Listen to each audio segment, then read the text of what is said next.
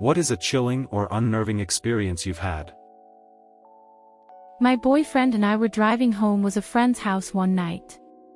Some asshole decided he was going to slam on his brakes in the middle of the road and almost caused a 4-car pileup. We had to swerve into oncoming traffic to avoid getting rear-ended. Luckily no one was in the other lane. So we go about our business, drive past everyone else that's honking their horn at this guy, but I guess he decides we're the ones to blame and starts chasing us down the road. We're in my car, Honda Civic, the other guy is in a Hummer-sized car. He's trying to push us off the road, screaming at us through the open window. After 3 attempts of this guy trying to push us off the road, I scream over him and my boyfriend, "I'm fucking pregnant. Leave us alone." I was in my 2nd trimester at the time. So asshole decides to make an illegal U-turn at a 4-way, but not before coming at us head on then swerving to miss us. Still fucks me up driving down the stretch of road. Went to Niagara Falls as a kid. A guy jumped and died. I didn't see the jump but will forever remember seeing a man in a yellow raincoat being covered by a blue tarp. A little girl that must have been 5 or 6 kept asking her mommy why he jumped and there wasn't an answer. I was on a family holiday driving from Germany to Spain, M16 at the time. I was in the back seat of a 7-seater surrounded by luggage, with my little brother, 4, sat in the middle seat in front between my sister and her partner. We stopped off at a service station where everyone got out apart from me and my brother. I was stuck in the boot. The back windows were down halfway to let some fresh air in. It was into a few minutes after they let I noticed 2 men who were in the car next to us get out and start peering into our car. One of the men mentioned how good-looking my little brother was and if he liked fun. My brother had bright blonde hair and blue eyes. Whilst this bloke spoke to us, the other had slowly walked around via my blind spot and was trying the door handles. At which point I began shouting. He reached through the window as best he could to undo my brother's belt whilst the other one started up their car. I managed to move some stuff and reached through the back seat to punch the man right in his nose. Then quickly rolled the windows up. They soon raced off from the service station and people looked on.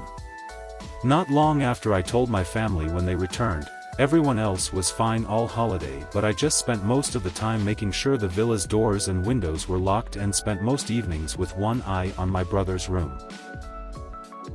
Having a psych patient lunge at me and needing all 4 law enforcement officers to hold him back because he was a tank. I still remember his eyes because they looked so incredibly predatory, like a mountain lion's. Him screaming, "You come any closer and I'll rip your throat out," was enough for me to come back until after he was more sedated. Never good when a patient's chart reads, "Too dangerous for jail." I was riding bikes with my dad. I was ahead of him because I'm awesome. There's a 4-way stop sign with a crosswalk. I stopped, looked left. Looked right. Looked left. Looked behind to see my dad getting closer. Started going. Should have looked right again. Lady on her phone, found that out later, went through the stop sign. Me and my bike had a quick convo. I said, "I'll go over the car, you go under and we'll see who makes out better." Neither of us. Broken leg, wrist, collarbone, grade 3 concussion even with a helmet. 0208. I was responding, former military law enforcement, to a vehicle crash. Leaving out details, the driver sustained life-changing burns. The passenger, however, was not able to exit the vehicle.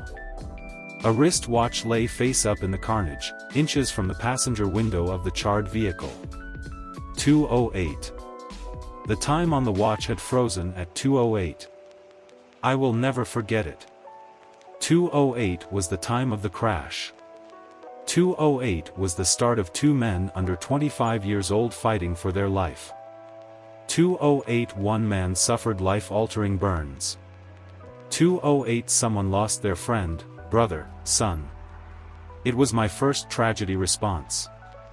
I was 23 years old and was solely responsible for protecting a crime scene. Balancing professionalism and emotion is challenging. It wasn't easy and I am not sure I have fully worked through it years later, but without that wristwatch it would be much harder. To each their own, but I opted to not be privy to any information regarding the patients. I truly believe the passenger took his last breath at 2:08 a.m. that day and was not subject to suffering. The truth is everyone has a 2:08 a.m. I don't enjoy thinking about this day often, but when I do I try to remind myself to enjoy every minute like it's 2:07. Sorry for the somber red. Try to keep it nondescript.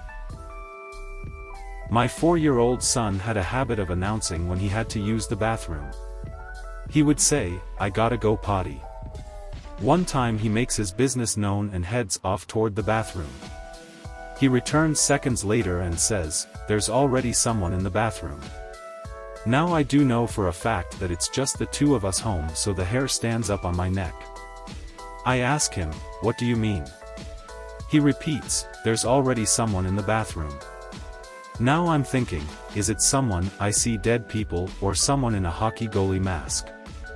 So I grab the biggest knife from my knife block and tell him to stay here. I walk to the bathroom, take a wide angle to see in, nobody. Slowly and quietly walk toward the shower and pull back the curtain. Nothing. By now my son has walked around the corner and I ask him, "Where did you see the person?" He points to an unflushed toilet and says, "See, someone's already here." His big brother didn't flush the toilet. You all know that siblings can annoy you and play fight with you, right? One day, I was in the kitchen, just wandering around when my brother went up behind me and got me in a headlock. At first, I didn't mind it because he normally does this, "I'll be fine." Right? Wrong. I'm not sure what or how it happened, but I couldn't remember anything after that. All I remember was walking into the living room until I woke up and my brother was shaking me. He said I fell to the floor and started shaking. Maybe there's a name for this. But I don't know. But after that, I never really let anyone do that to me. Falling asleep at the wheel, while driving at night on the highway using cruise control, and being woken up by the bumps in the ditch while still going 120 kilometers per hour. Having a stick go through my throat and only just missing my atria, I'm so lucky. My grandmother's husband's car nearly fell off a cliff while driving me and most of my family, mother, sister, and both grandmothers, home from another city. He lost control of the steering wheel and crashed into the nearest mountain. It was a very narrow, mountainous, rural road. Thank God we survived, but we had to call my father because his mother had to be taken to the nearest hospital. During the accident, she injured her leg.